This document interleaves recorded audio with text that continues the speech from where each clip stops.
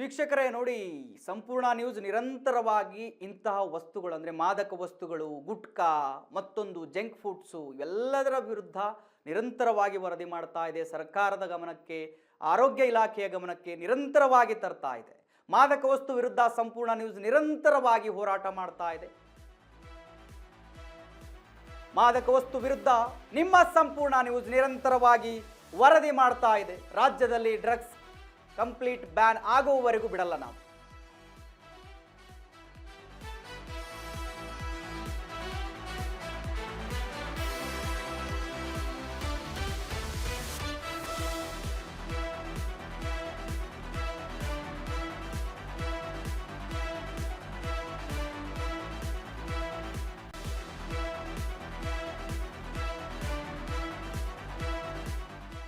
ವೀಕ್ಷಕರೇ, ಮಾದಕ ವಸ್ತುಗಳ ವಿರುದ್ಧ ನಿಮ್ಮ ಸಂಪೂರ್ಣ ನ್ಯೂಸ್ ನಿರಂತರವಾಗಿ ಹೋರಾಟ ಮಾಡ್ತಾ ಇದೆ. ರಾಜ್ಯದಲ್ಲಿ ಡ್ರಗ್ಸ್ ಕಂಪ್ಲೀಟ್ ಬ್ಯಾನ್ ಆಗುವವರೆಗೂ ನಾವು ಬಿಡೋದೇ ಇಲ್ಲ.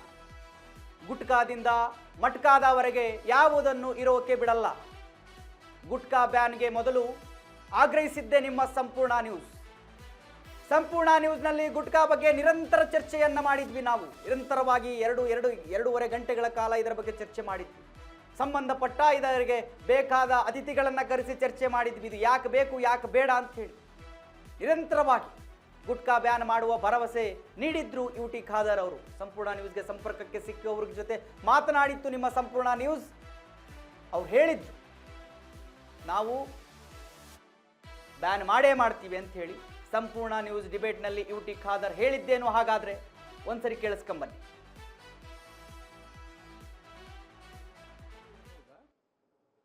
ಯಾವುದು? ಈಗ ಲಿಕ್ಕರು ಇರ್ಬೋದಾ? ಇದು ವ್ಯಸನ ಮುಕ್ತ ಅಲ್ವಾ? ವ್ಯಸನ ಮುಕ್ತ ಅಂದ್ರೆ ಸರ್ಕಾರ ಹೇಳ್ತಿದ್ದಿಲ್ಲ 1 ಗಂಟೆವರೆಗೆ ಓಪನ್ ಇಡಕ್ಕೆ ಪರ್ಮಿಷನ್ ಕೊಡ್ತೀವಿ, ಕೊಡ್ಕೊಂಡು ಹೋಗಿ ಅಂತ ಹೇಳಿ. ಅದನ್ನೇ ಅಪ್ಪ ನಾನು ಹೇಳುದು. ನಿಮಗೆ 35,000 ಕೋಟಿವರೆಗೆ ರೆವಿನ್ಯೂ ಬರುತ್ತೆ ಅಂತ ಹೇಳಿ ಅದನ್ನ ಚಾಲ್ತಿ ಇಕ್ತೀರಿ. ರಾತ್ರಿ ಹೊತ್ತು ಬೇಕಾದ್ರೆ ಓಪನ್ ಇಕ್ತೀರಿ. ಇವತ್ತು ಸಿಗರೇಟ್ ಅಲ್ಲಿ ದೊಡ್ಡ ದೊಡ್ಡ ಕುಳುಗಳು ಇದ್ದಾರೆ, ದೊಡ್ಡ ದೊಡ್ಡ ಕಂಪನಿಗಳಿದ್ದಾರೆ. ಆ ಕಾರಣಕ್ಕೆ ಅದನ್ನ ಮುಟ್ಟಕ್ ಹೋಗೋದಿಲ್ಲ, ಹಾಗೆ ಬಿಡ್ತೀರಿ. ಇದು ರೈತರು ವಿಷಯ ಬಂದ್ಬಿಟ್ರೆ ಇಲ್ಲ ಇದರಲ್ಲಿ ಕ್ಯಾನ್ಸರ್ ಬಹಳ ಇದೆ ಅಂತ ಹೇಳಿ ಗುರ್ತು ಮಾಡಿ ಹೇಳ್ತಿರಲ್ಲ. ಇಲ್ಲಿ ಎರಡು ಬದಿಯ ದ್ವಂದ್ವ ನಿಲಿಬೇಕು. ಈ ನೀತಿಯನ್ನ ಸರ್ಕಾರ ಕೈ ಬಿಡಬೇಕು. ನಿಷೇಧ ಮಾಡೋದಾದ್ರೆ ಮದ್ಯಪಾನ ಸೇರಿ, ಸಿಗರೇಟ್ ಸೇರಿ ಎಲ್ಲದನ್ನ ನಿಷೇಧ ಮಾಡಿ ಅಂತ ಹೇಳಿ. ಇವತ್ತು ಈ ಅರ್ಕನಟ್ಸ್ ಕಾರ್ಖಾನೆಗಳೇನಿವೆ ಇವು ಹೈಯೆಸ್ಟ್ ಇರುವಂತದ್ದು ದೆಹಲಿಯಲ್ಲಿ. ದೆಹಲಿಗೆ ಇವತ್ತಿಗೆ ಬಹುಶಃ 70% ವರೆಗೆ ಅಂತ ಕಾಣಿಸುತ್ತೆ ಅಲ್ವಾ ಸರ್? ಆಲ್ಮೋಸ್ಟ್ 70% ವರೆಗೆ ಅಡಿಕೆಗಳು ಹೋಗೋದು ಇದೇ ನಮ್ಮ ಕರ್ನಾಟಕದ ಮಲೆನಾಡು, ಶಿವಮೊಗ್ಗ ಈ ಭಾಗಗಳಿಂದಾಗಿ. ಸೊ ಇದನ್ನ ಬ್ಯಾನ್ ಮಾಡ್ತೀರಿ, ಟೊಬ್ಯಾಕೋವನ್ನು ಕೂಡ ಯಾಕೆ ಬ್ಯಾನ್ ಮಾಡಲ್ಲ ಅಂತ ಅವ್ರ ಪ್ರಶ್ನೆ. ಖಂಡಿತವಾಗಿಯೂ ಸಂಪೂರ್ಣ ವಾಹಿನಿ ನಾವು ಕೂಡ ಇದನ್ನೇ ಹೇಳ್ತೀವಿ, ಇದನ್ನು ಬ್ಯಾನ್ ಮಾಡಿ, ಟೊಬ್ಯಾಕೋನು ಬ್ಯಾನ್ ಮಾಡಿ. ಸೊ ಬಟ್ ಅದ್ರ ಜೊತೆಯಲ್ಲೇ ರೈತರ ಆ ಭವಿಷ್ಯದ ಕುರಿತಾಗಿ ಕೂಡ ಒಂಚೂರು ಆಲೋಚನೆಯನ್ನ ಮಾಡ್ಕೊಳ್ಳಿ ಅಂತ ಹೇಳಿ. ಹಾಗಂತ ಈ ಬ್ಯಾನ್ ಮಾಡಿದ್ದನ್ನ ತಪ್ಪು ಅಂತ ಯಾವುದೇ ಕಾರಣಕ್ಕೆ ಹೇಳಕ್ಕಾಗಲ್ಲ. ಮನುಷ್ಯರ ಹಿತದೃಷ್ಟಿಯಿಂದ, ಅವರ ಆರೋಗ್ಯದ ದೃಷ್ಟಿಯಿಂದ ಇದು ಸರಿಯಾಗೇ ಇರುತ್ತೆ. ನನ್ನ ಜೊತೆ ವಿಕ್ರಮ್ ಸರ್ ಇದ್ದಾರೆ. ಸರ್, ತಮಗೇನ್ ಅನ್ಸುತ್ತೆ ಇದರಿಂದ ಆಗುವಂತ ನಷ್ಟಗಳು ಒಬ್ಬ ಮನುಷ್ಯನಿಗೆ ಏನೇನು ಅಂತ ಹೇಳಿ? ಈಗ ಸರ್ಕಾರದ ಆದೇಶ ಏನು ಕೊಟ್ಟಿದ್ದಾರೆ, ಇದು ಸಾಮಾಜಿಕ ದೃಷ್ಟಿಯಿಂದ, ವ್ಯಕ್ತಿಯ ಆರೋಗ್ಯದ ದೃಷ್ಟಿಯಿಂದ, ಭವಿಷ್ಯದ ದೃಷ್ಟಿಯಿಂದ ಇದು ಒಳ್ಳೆ ಡಿಸಿಷನ್. ಈಗ ನಾವು ನೋಡ್ದಂಗೆ ಎಲ್ಲ ಕ್ಯಾನ್ಸರ್ಗೂ ಮೂಲ ಕಾರಣ ಟೊಬ್ಯಾಕೋ, ಅರೆಕನೆಟ್.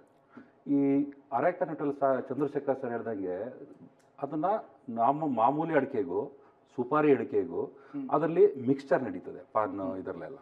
ಸೊ ಅದರಲ್ಲಿ ಉಪಯೋಗಿಸೋ ಸುಣ್ಣ, ಈ ಲೈಮು, ಸ್ಲೇಕೆಡ್ ಲೈಮು, ಮತ್ತು ಫ್ಲೇವರು, ಕಲರಿಂಗ್ ಏಜೆಂಟು, ಇದು ಮೇಯ್ನು ಎಫೆಕ್ಟ್ ಆಗೋದು.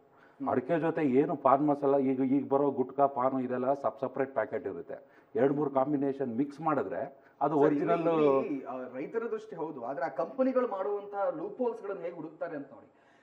2006ರಲ್ಲಿ ಕಾನೂನು ತರುತ್ತೆ ಸರ್ಕಾರ. ಏನು ಅಂತ ಕೇಳಿದ್ರೆ ಅದನ್ನ ಮಾರ್ಪಾಡು ಮಾಡಿ 2011ರಲ್ಲಿ ಮಾರ್ಪಾಡು ಮಾಡ್ತಾರೆ.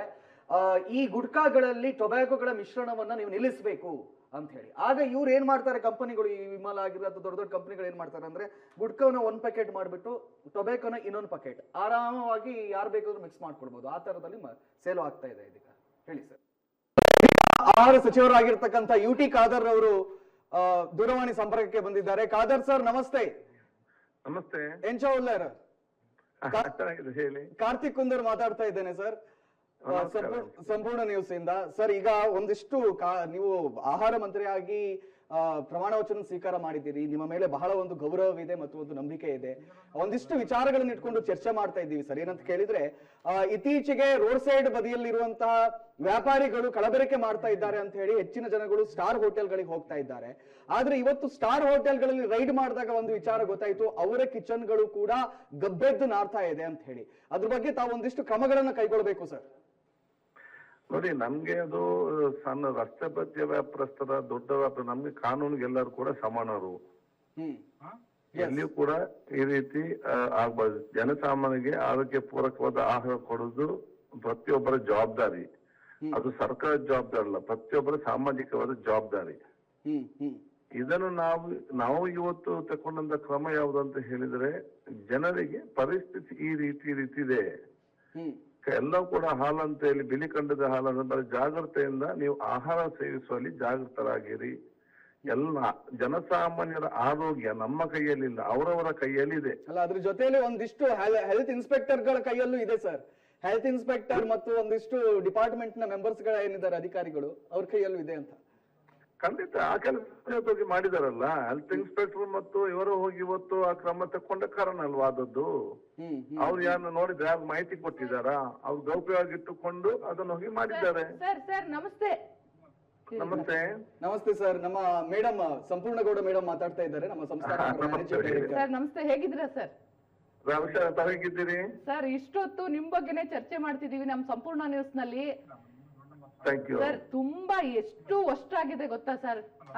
ಹೋಟೆಲ್ಗಳಲ್ಲೆಲ್ಲ ಎಷ್ಟು ತೊಂದರೆಗಳಾಗ್ತಿದೆ ಜನಗಳಿಗೆ. ಬರೀ ಕೂದ್ಲು, ಜಿರ್ಲೆ ಮತ್ತೆ ವಾಟರ್ ಸಂಪ್ಗಳಲ್ಲಿ ಹೆಗಣ ಸತ್ತು ಬಿದ್ದಿದೆ ಸರ್. ಇದನ್ನೆಲ್ಲ ಯಾರು ಸರ್ ತನಿಖೆ ಮಾಡೋದು? ನೋಡಿ, ಪ್ರತಿಯೊಬ್ಬರಿಗೂ ಕೂಡ ಸಾಮಾಜಿಕವಾದ ಜವಾಬ್ದಾರಿ ಇದೆ.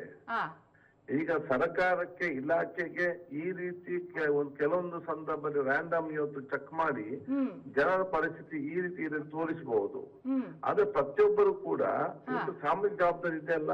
ಈಗ ಇದರ ಮಾಲೀಕರಿಗೆ ಕೂಡ ಇವತ್ತು ಜನಸಾಮಾನ್ಯ ಕಣ್ಣು ಮುಚ್ಚಿ ದುಡ್ಡು ಕೊಟ್ಟು ಅವ್ರಿಗೆ ಕೂತ್ಕೊಂಡಾಗ ಅವ್ರಿಗೆ ಆರೋಗ್ಯಕ್ಕೆ ಪೂರಕವಾದ ಆಹಾರ ಕೊಡ್ಬೇಕಂತೇಳಿ ಒಂದು ಸಾಮಾಜಿಕ ಜವಾಬ್ದಾರಿ ಇರ್ಬೇಕಲ್ಲ ಪ್ರತಿಯೊಬ್ಬರಿಗೆ ಕೂಡ. ಸರ್, ನೀವು ಬಿಗಿ ಬದ್ಧತೆ ಮಾಡ್ಬೇಕು ಸರ್. ಅಧಿಕಾರಿಗಳಿಗೆಲ್ಲ ಏನು ಫುಡ್ ಇನ್ಸ್ಪೆಕ್ಟರ್ ಇದಾರೆ ಅವ್ರಿಗೆಲ್ಲ ಬಿಗಿ ಬದ್ಧತೆ ಮಾಡಿ. ನಾವು ಫೋನ್ ಕಾಲ್ ಮಾಡಿದ್ರು ಅವ್ರು ಒಂದು ರೆಸ್ಪಾನ್ಸ್ ಮಾಡಲ್ಲ ಸರ್. ಒಂದ್ ಕಡೆ ಕೆಟ್ಟದ್ ನಡೀತಾ ಇದೆ ಅಂದ್ರೆ ನೋಡೋಣ ಬಿಡ್ರಿ ಅಂತಾರೆ ಸರ್. ನೀವು ಒಂದ್ ಸ್ವಲ್ಪ ಅವರಿಗೆ ಬಿಗಿ ಬದ್ಧತೆ ಮಾಡ್ಬೇಕು ಸರ್. ಇಲ್ಲ, ನೀವು ಉತ್ತಮ ಸಲಹೆ ಕೊಟ್ಟಿದ್ದೀರಿ. ಅಂತ ಯಾರಾದ್ರೂ ಮಾಹಿತಿ ಕೊಟ್ಟು ಮತ್ತೆ ನಮ್ಮ ಇಲಾಖೆ ಅಧಿಕಾರಿಗಳ ಅಸಡ್ಡನ್ನು ವರ್ತಿಸಿದ್ದಾರೆ, ನನ್ನ ಗಮನಕ್ಕೆ ದಯವಿಟ್ಟು ನನ್ನ ಗಮನಕ್ಕೆ ತುಂಬಾ ದೊಡ್ಡ ಹೋಟೆಲ್ಗಳನ್ನೆಲ್ಲ ವರದಿ ಮಾಡಿದೀವಿ ಸರ್. ನಾವು ನಿಮ್ ಗಮನಕ್ಕೆ ತಗೊಂಡ್ ಬರ್ತೀವಿ. ಅಲ್ಲೆಲ್ಲ ಸ್ವಚ್ಛತೆ ಕಾಣಿಸ್ಬೇಕು ನಮ್ಗೆ. ನೀವು ಮಿನಿಸ್ಟರ್ ಆಗಿದ್ದೀರಿ, ನೀವು ದಯವಿಟ್ಟು ನನ್ನ ಗಮನಕ್ಕೆ ತನ್ನಿ ನೇರವಾಗಿ. ನಾನೇ ಅದರ ಜವಾಬ್ದಾರಿ ವಹಿಸ್ತೇನೆ. Yes sir. ನಾನು ಬರೀ ಹೋಟೆಲ್ ಮಾತ್ರ ಅಲ್ಲ, ಮುಂದಿನ ದಿನಗಳಲ್ಲಿ ಎಲ್ಲ ಹಾಸ್ಟೆಲ್ ಕೂಡ, ಅದು ಮೆಡಿಕಲ್ ಕಾಲೇಜ್ ಇರ್ಲಿ, ಇಂಜಿನಿಯರಿಂಗ್ ಕಾಲೇಜ್ ಇರ್ಲಿ, ಅದು ಯಾವ ದೊಡ್ಡ ಕಾಲೇಜ್ ಇರ್ಲಿ, ಎಲ್ಲ ಕಾಲೇಜಿನ ಹಾಸ್ಟೆಲ್ ಕೂಡ ನಾವು ಯಾಕೆಂದ್ರೆ ಅಲ್ಲ, ನಮ್ಮಲ್ಲಿ ಪ್ಯಾನಲಿಸ್ಟ್ ಗಳು ಕೂಡ ಕ್ವಶನ್ ಕೇಳಬಹುದಾ ಅಂತ ಹೇಳ್ತಾ ಇದ್ರು. ನಾನು ಮಂಗಳೂರು ಭಾಗದವನಾದ್ರಿಂದ. ಎಸ್ ವೀಕ್ಷಕರೇ, ನೋಡಿ, ಆರೋಗ್ಯ ಸಚಿವರು ಸಂಪೂರ್ಣ ನ್ಯೂಸ್ಗೆ ಸಂಪರ್ಕಕ್ಕೆ ಸಿಕ್ಕಿ ಮಾತನಾಡಿದ್ರು. ನಾವು ಚರ್ಚೆಯನ್ನು ಮಾಡಿದ್ವಿ ಎಲ್ಲದರ ಕುರಿತು. ಈ ಮಾದಕ ವಸ್ತುಗಳು, ಡ್ರಗ್ಸು, ಈ ಆಹಾರದಲ್ಲಿ ತೊಂದರೆಗಳು. ನೋಡಿ, 5 ಸ್ಟಾರ್ ಹೋಟೆಲ್ಗಳಲ್ಲೂ ಕೂಡ ಅಲ್ಲಿ ಸ್ವಚ್ಛತೆ ಇಲ್ಲ. ಕಿಚನ್ನಲ್ಲಿ ಕೊಳತೋಗಿರೋ ಮಾಂಸ, ಕೆಟ್ಟೋಗಿರೋ ಮೊಸರು, ತರಕಾರಿ ಅಂತೂ ಕೇಳಕ್ಕೆ ಹೋಗಬೇಡಿ ನೀವು. ಬಹಳ ದಿನದ ಹಿಂದೆದ್ದೆಲ್ಲ ಬಿದ್ದಿತ್ತು. ಅವೆಲ್ಲ ವರದಿ ಮಾಡಿತ್ತು ನಿಮ್ಮ ಸಂಪೂರ್ಣ ನ್ಯೂಸ್. ಸಚಿವರ ಗಮನಕ್ಕೆ ತಂದಿತ್ತು. ಸಚಿವರ ಗಮನಕ್ಕೆ ತಂದ ನಂತರ ಅದರ ಬೆನ್ನಲ್ಲೇ ಸಚಿವರು 5 ಸ್ಟಾರ್ ಹೋಟೆಲ್ಗಳ ಮೇಲೆ ರೇಡ್ ಮಾಡಿಸಿಬಿಟ್ಟಿದ್ದಾರೆ. ನಿಮ್ಮ ಸಂಪೂರ್ಣ ನ್ಯೂಸ್ ಇಂಪ್ಯಾಕ್ಟ್ ಇದು. ಯಾವಾಗ ಚರ್ಚೆಯನ್ನು ಕೈಗೆತ್ತಿಕೊಳ್ತೋ ಆವಾಗಲೇ ಸಚಿವರನ್ನ ಸಂಪರ್ಕಕ್ಕೆ ತಗೊಂಡು ಅವರ ಗಮನಕ್ಕೆ ತಂದ್ವಿ. ಅದರ ಬೆನ್ನಲ್ಲೇ ಈ ಎಲ್ಲದರ ಮೇಲೂ ಕೂಡ ಪರಿಷ್ಕರಣೆ ನಡೀತಾ ಇದೆ. ಅಲ್ಲಿನ ಆಹಾರದ ಮೇಲೆ ಪರಿಷ್ಕರಣೆ ನಡೀತಾ ಇದೆ. ಸೊ ಅಲ್ಲೆಲ್ಲ ಪರಿಷ್ಕರಣೆ ನಡೀತಾ ಇದೆ. ನೀವು ಏನಂತ ಹೇಳಿದ್ರೆ, ಇವಾಗ ಸಚಿವರು ಈ 5 ಸ್ಟಾರ್ ಹೋಟೆಲ್ಲು, ಈ ಜಂಕ್ ಫುಡ್ಡು, ಈ ತಂಬಾಕು ಏನಿದಾವಲ್ಲ, ಈ ನಿಷೇಧ ಮಾಡಬೇಕಂತ ಏನಿದಾವಲ್ಲ, ಎಲ್ಲದರ ಬಗ್ಗೆಯೂ ಕೂಡ ಅಲ್ಲಿ ಪರಿಷ್ಕರಣೆ ನಡೀತಾ ಇದೆ. ಅವರ ಗಮನಕ್ಕೆ ತಂದ ನಂತರ ಎಲ್ಲವೂ ಕೂಡ ಚೇಂಜಸನ್ನು ತರೋದಕ್ಕೆ ಹೊರಟಿದ್ದಾರೆ. Good job. ನಮ್ಮ ಕಡೆಯಿಂದ ಕೂಡ, ಸಂಪೂರ್ಣ ನ್ಯೂಸ್ ಕಡೆಯಿಂದ ಕೂಡ ಸಚಿವರಿಗೆ ನಾವು ಅಭಿನಂದನೆ ಸಲ್ಲಿಸಲೇಬೇಕು. ಒಂದು ವಿಚಾರವನ್ನು ನಾವು ವರದಿ ಮಾಡಿ ಅದಾದ ಮೇಲೆ ಅವರ ಗಮನಕ್ಕೆ ತಂದ ಮೇಲೆ ಒಬ್ಬ ಸಚಿವರು ಈ ರೀತಿಯ ಸ್ಪೀಡಾಗಿ ಕೆಲಸನ ಕೈಗೆತ್ಕೊಂಡಿರೋದು ನಿಜವಾಗಲೂ ಕೂಡ ಖುಷಿ ಆಗುತ್ತೆ ಯು ಟಿ ಖಾದರ್ ಅವ್ರನ್ನ ನೋಡಿದ್ರೆ.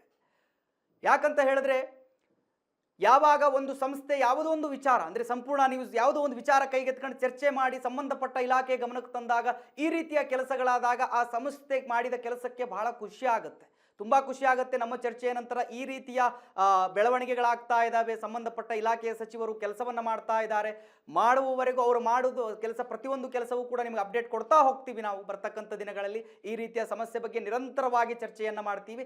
ಇವತ್ತು ಕೂಡ ಅಷ್ಟೇ ಕಲಬುರಗಿ ಭಾಗದಲ್ಲಿ ಒಂದು ಹಾಸ್ಟೆಲ್ನಲ್ಲಿ ವಸತಿ ಶಾಲೆಯಲ್ಲಿ ಮಕ್ಕಳಿಗೆ ಕರೆಕ್ಟಾಗಿ ವ್ಯವಸ್ಥೆ ಇಲ್ಲ, ಅಲ್ಲಿ ಅನಾರೋಗ್ಯ ಇದೆ, ಅಲ್ಲಿ ಕೈಗಳಿಗೆಲ್ಲ ಈ ಬಕ್ಕೆಗಳಾಗ್ತಾ ಇದ್ದಾವೆ. ಅವರಿಗೆ ಯಾಕೆ ಆಗ್ತಾ ಇದೆ ಅದು ಗುಲ್ಬರ್ಗ ಭಾಗದಲ್ಲಿ ಸಚಿವರು ಅದರಲ್ಲಿ ಗಮನವನ್ನು ಕೊಡಲೇಬೇಕು. ಉಸ್ತುವಾರಿ ಸಚಿವರು ಪ್ರಿಯಾಂಕ್ ಖರ್ಗೆ ಅವರು, ಗೃಹ ಸಚಿವರು ಅವರು ಗಮನವನ್ನು ಕೊಡಲೇಬೇಕು. ಇವತ್ತು ಕೂಡ ಅದರ ಬಗ್ಗೆ ಚರ್ಚೆಯನ್ನು ಇಟ್ಕೊಂಡಿದ್ದೀವಿ. ರಾತ್ರಿ 7 ಗಂಟೆಗೆ ಆ ಚರ್ಚೆಯನ್ನು ಗಮನಿಸಿ ಅದರ ಆ ಬಗೆಹರಿಯುವವರೆಗೂ ನಾವು ಬಿಡೋದಿಲ್ಲ. ಬರ್ತಕ್ಕಂಥ ದಿನಗಳಲ್ಲಿ ಅದು ಬಗೆಹರಿಲೇಬೇಕು. ಮುಂಬರ್ತಕ್ಕಂಥ ದಿನಗಳಲ್ಲಿ ಕಲಬುರಗಿಯ ಭಾಗದಲ್ಲಿ ವಸತಿ ಶಾಲೆಯಲ್ಲಿ ಕಳೆದ 1 ತಿಂಗಳಿಂದ 4 ಬಾರಿ ಈ ರೀತಿಯ ವಸತಿ ಶಾಲೆಯಲ್ಲಿ ಮೊರಾರ್ಜಿ ದೇಸಾಯಿ ಶಾಲೆಯಲ್ಲಿ ಈ ಥರ ನಡೀತಾ ಇರೋದು. ಅದು ಬರ್ತಕ್ಕಂಥ ದಿನಗಳಲ್ಲಿ ಕಮ್ಮಿ ಆಗುವವರೆಗೂ ನಾವು ಬಿಡೋದಿಲ್ಲ. ಅದು ಪರಿಪೂರ್ಣವಾಗಿ ಅಲ್ಲಿನ ವ್ಯವಸ್ಥೆ ಬದಲಾಗಬೇಕು. ಇವತ್ತಿನ ರಾತ್ರಿಯ ಚರ್ಚೆಯನ್ನು ನೀವು ಗಮನಿಸಿ ಒಂದ್ಸರಿ.